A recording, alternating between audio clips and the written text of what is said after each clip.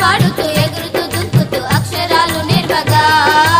ఆడుతూ పాడుతూ ఎగురుతూ దుంకుతూ అక్షరాలు నేర్వగా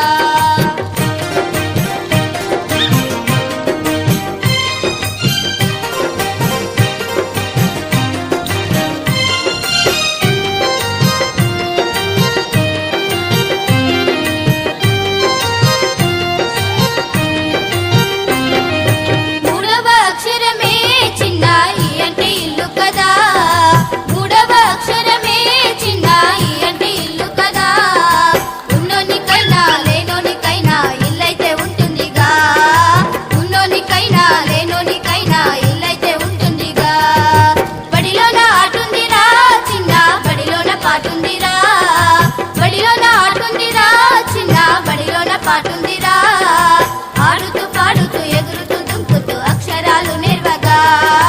ఆడుతూ పాడుతూ ఎగురుతూ దుంకుతూ అక్షరాలు నేర్వగా